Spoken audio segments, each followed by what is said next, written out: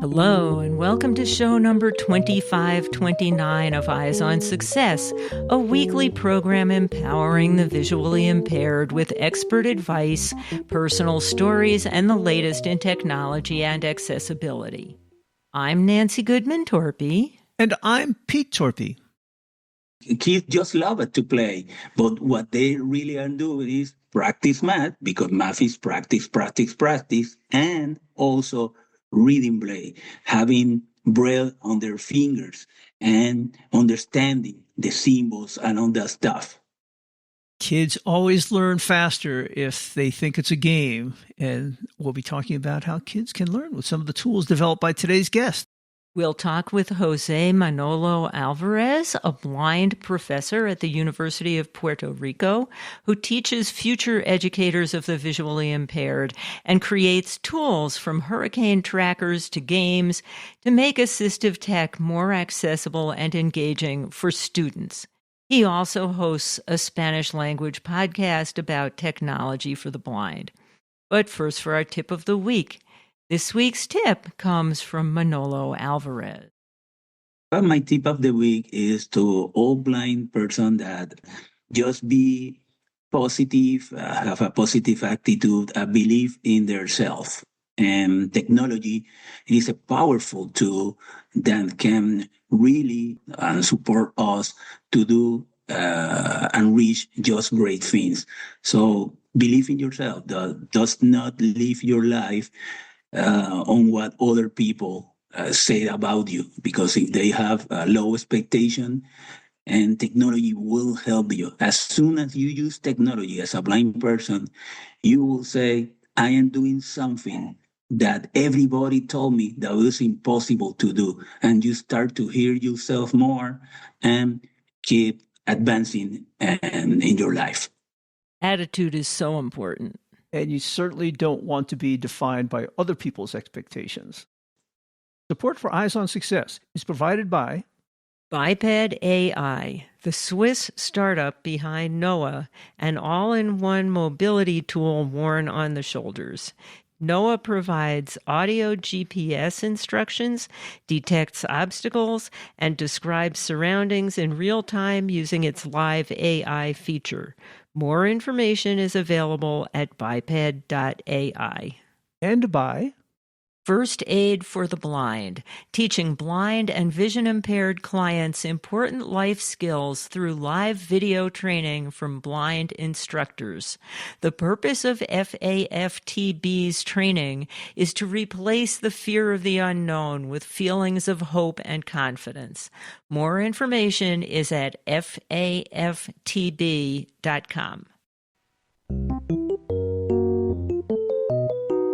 You are listening to Eyes on Success. Success, success, success, success, success. Let's start by meeting Manolo. My name is Jose Manolo Alvarez. I am a professor at the University of Puerto Rico. I am a blind person, and I really love technology and also Braille. So I believe that combination, Braille and technology, is a very powerful tool for us blind persons. So you introduce yourself as Jose Manolo Alvarez, but you go mostly by your middle name, correct? Yes, Manolo. And what do you teach? I teach assistive technology courses at the university and also special education courses. But in all of my courses, technology, it is quite fundamental. And try to future teachers of special education students use technology as an assistive technology alternative. So you're teaching the teachers who will be the teachers for the visually impaired students later on in their careers. Yes, TBI and also teachers that will be for other special educational students. And what is the state of your vision? I am totally blind, so I am used to read Braille and use technology, auditory, and have all the necessary skills, use the cane to be independent as a blind person. a perfect person to be teaching such skills to others so they can teach others after them. Eyes on Success connects corporate sponsors with visually impaired listeners around the world.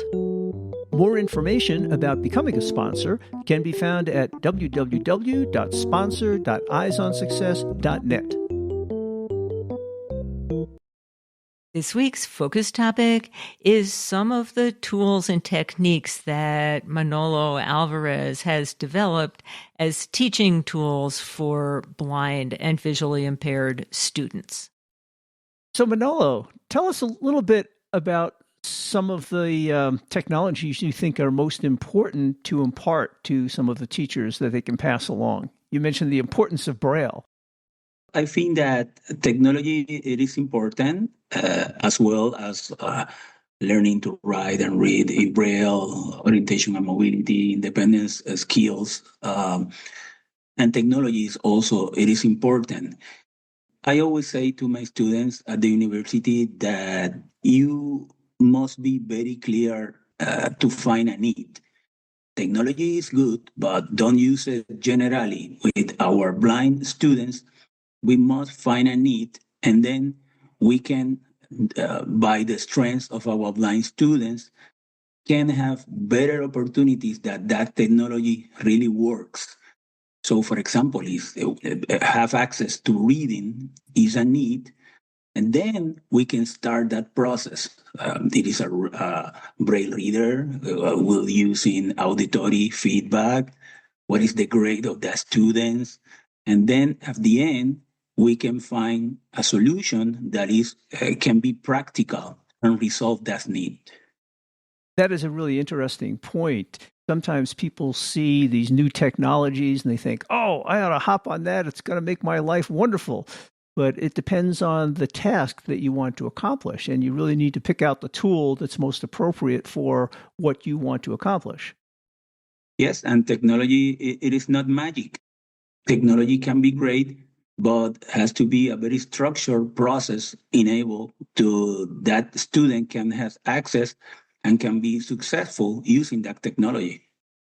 So I understand that you've personally worked on developing certain types of accessible technology. So, for example, so you can display images from microscopes or weather data. Can you talk about some of that work? Definitely, since I'm also a developer, I love to create and see the opportunities that we have with technology to really fill that needs that a blind student can have in various areas of their life. For example, here in Puerto Rico, it is very common that we have a hurricane, very high hurricane season, have developed tracking interactive hurricane map. So a blind person can access the data of the hurricane and all the information, latitude, longitude, all the information, and also connecting with a Braille display can read it in Braille. So this is a multimodal approach. And I also have developed a web app for the Monarch, that new technology that is developed by APH. Have been part here in Puerto Rico last 2 years, part of that implementation. And with the Monarch, it is just great that the blind kid can touch the form of the hurricane, can read in Braille the information, and also can hear the sounds. So that's an example how I use technology in education. At the end, we have our goal very clear, that access to a very visual area and be creative using technology. The Monarch is a two-dimensional tactile display, correct? Yes, it's two-dimensional. So that's interesting. Did you develop some of the graphics for that? Because it's a very new device. There aren't many applications for it yet. Yeah, that's right.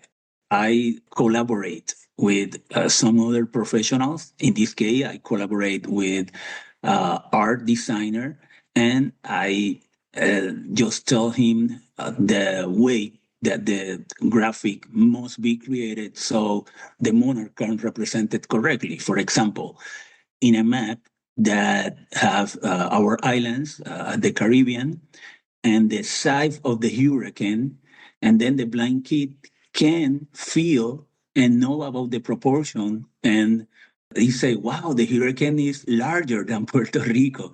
Yeah, that's true. But that's something, if you explain it auditory and the kid does not touch us in a concrete way, they will not understand it. So this is a great educational tool, the Monarch, and have a great potential so blind kids can be interested in very visual areas like STEM and other visual contents. That's a great use for a two-dimensional Braille display because although they can touch things in their hands that are small, they certainly can't feel things like an entire island chain and what's around it. But now they can with your two-dimensional display.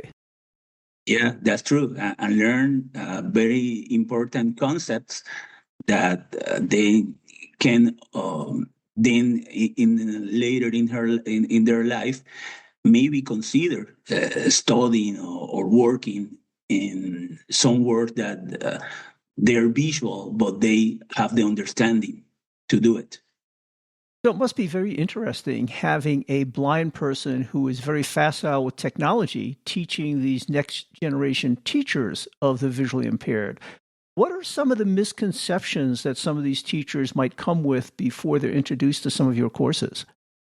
Well, that a blind kid cannot study visuals classes like math, like science, and have a very bad attitude toward that, had low expectations. And at the end, it will be very hard for a blind kid if you have the teachers, even your parents, everybody told you that it is too visual. And the power of technology is that it can really present what is inclusion in a concrete way. The example that I just explained you with the hurricanes, that's an inclusion that have the equal access of all other students in the classroom. And that's power, for example, of how that blind kid change their mind and start to believe in himself because he really knows that the technology provides something that everybody felt that it was not possible to do. And it's so important to make the teachers aware of this because my impression of many vocational rehab services is that they have certain preconceptions of what blind people can do and what their abilities are. And they wouldn't normally tell them, well, you can be a mathematician or you can be a scientist or you can do this or that. They have kind of their preconceived thoughts about what a blind person should or would be able to do. Yeah, I agree. And I put special emphasis in kids that in elementary school, an elementary blind kid must learn math, must learn NMF code, Braille code, must learn those skills that later will help when he get to more complex math like algebra or geometry and can also use computer. So that's very important that basic skills has been taught and has been mastered by our blind kid in elementary school. The speech technologies on many of our devices have become so good these days that often I get the impression that people forget the importance of learning Braille. And you get the impression that some blind children are being brought up illiterate in terms of knowing Braille. It's very key to performing some of these other tasks, like mathematics. I agree. And definitely, the text to speech has advanced and is very helpful. And I use it in my day by day life as I use Braille. But if you deny the opportunity of a Braille student to have instruction in Braille, you also later deny access to some great technology like the Monarch. Monarch is a great technology, but if you do not know Braille, but that's not an alternative for you. And even in a professional career, sighted people are very attuned to what a document might look like and the spelling. And you don't often get that correct when you're listening to something in speech. It may sound correct, but not be spelled correctly, or it may be formatted in a strange way that isn't appealing to your colleagues when you write a report. Definitely. Going back to the elementary blind kids, I have a project here in Puerto Rico, and I developed video games. So introduce them to Braille, and they feel that Braille is fun, that they can read more, speed more, but by gaming, and that has been worked just great for me. So for me, it's also that important. You have to introduce the Braille, and the kid feel that is relevant and it is fun and he's making progress. So that's just a great alternative to introduce also and to use, especially with elementary school, use a lot of games, video games, and integrated Braille. Games can be a wonderful way to teach skills to children, whether they're sighted or blind. Yeah, for example, I have developed a baseball video game so blind kid can practice math and can practice NMF code or UEB math, whatever, because it will rely on the your screen reader, what you put on your screen reader, your Braille translation table on your, but the game asks for an exercise, and if you answer correctly, it's a home run. It is not. It is an out. It is like a home run derby, and kids just love it to play. But what they really are doing is practice math, because math is practice, practice, practice, and also reading Braille, having Braille on their fingers and understanding the symbols and all that stuff. What languages are these games and other applications available in? Most of them are in Spanish language, but I am now working on trying to make all of them available also Spanish and English. So I understand you've also been working on identifying birds. Yeah, that's another example using the Monarch, develop a web app, and the kids can touch different forms of the bird, can read in Braille all the information of the birds, and can hear the sound of a bird. For example, that app represents 19 native birds of Puerto Rico, and it is quite fun for the kid, but they are using their touch. The Monarch is very powerful because we can represent many graphics. You may say, well, you can use a 3D printer. Oh, yeah, that's true. But the image of a bird when the bird is flying is not the same when the bird it is standing under the tree or it is eating. And with the Monarch, we can represent that bird in many forms very easy with all 19 birds. 3D printing is very good, but cannot provide all that information. Oh, that's pretty cool. What other games or activities have you developed for visually impaired children? Another video game, my latest one is a horse racing video game. And I just developed to very early blind kids to start to read Braille. So this game just present the sounds of a horse race, and the Braille display we will then show the play-by-play, the narration, but it's in Braille. They must read it, and we put labels. And in one level, it is just represent the numbers. The numbers depending of the order of the horses. In the other, it just present the names of the horses. And in other more advanced, it present numbers. It present the commentary, first turn, we are near the end. And it has been just great because kids really enjoying playing with what they are really doing is reading Braille. And they really want to play it and play it again, and they get more speed.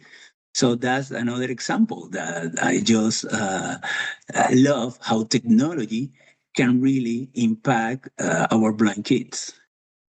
Are there any other projects you've worked on that you wanted to talk about? I have developed many projects. One of them is a very simple editor. So blind kids introduce blind kid to coding. It is an HTML editor. It is true that HTML is a hypertext markup language, but when we are using Braille, a Braille display, and we introduce into code, there is a non-intimidating way that they learn that they are now using codes. HTML is very good because they can preview the results right away on a browser. And then after they feel very happy and comfortable, then we can move off to Python or another programming language, the blind kid that really like it and really want more. So that's another example of a project that you must start in a simple way, and the blind kid can grow and can keep learning. And the Braille is also important in that process too. And for blind children, particularly in Puerto Rico, where you live, what government support is available for the students? These Monarch displays, for example, are pretty expensive, and some of the tools that you talk about are not inexpensive either. Yes, well, we have the same, the United States. So right now, the APH, through their quota, teachers can order. Right now, APH also has some programs that the students Puerto Rico can apply. And so all of the technology that have APH developed have been working with some of the project to translate into Spanish. Also, the government have the responsibility to provide the assistive technology. It is the same law of the United States. It is true that technology can be quite expensive. Also, we use a lot of universal design so the student can access the typical technology and activate their screen reader. So we have to try to figure it out how is the best way that the student can access technology and can use it. And in case you're wondering why things are the same in Puerto Rico as they are in United States, it's because the Commonwealth of Puerto Rico is technically an unincorporated territory of the United States, located about 1,000 miles southeast of Miami, Florida. Puerto Ricans have been United States citizens since 1917. When the teachers that you teach come to your class, are they kind of surprised to have a totally blind teacher teaching them these skills? It sounds like it's kind of unique. They are surprised, and at the end, it is just great because I just show by example that you must have high expectation with your blind students. In all my courses, I develop different projects so they can really get to the school and have contact with their blind kids.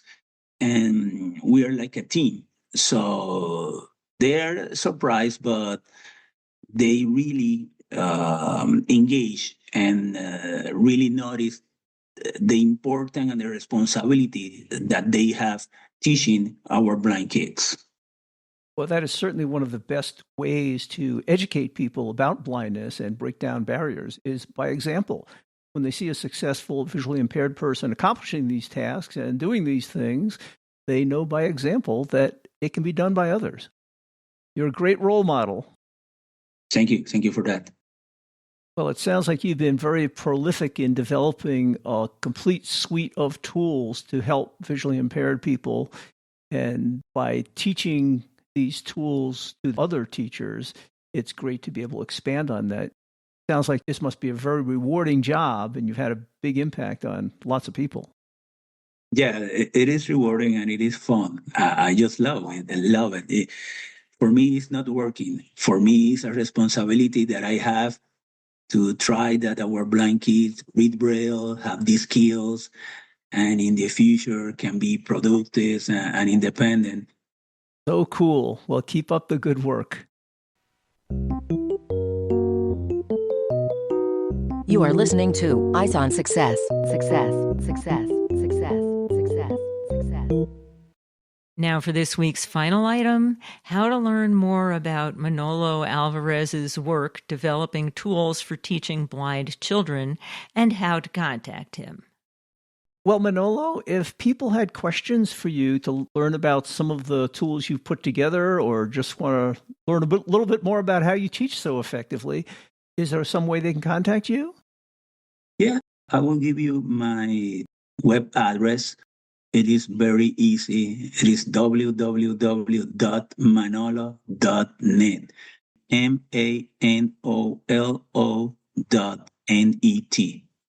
There you can find all of the links to all of my projects, including my podcast. But centralized, this is the best way just to can write me an email just to find me. And on your website, there is also a link to a podcast that you've been producing for quite some time now.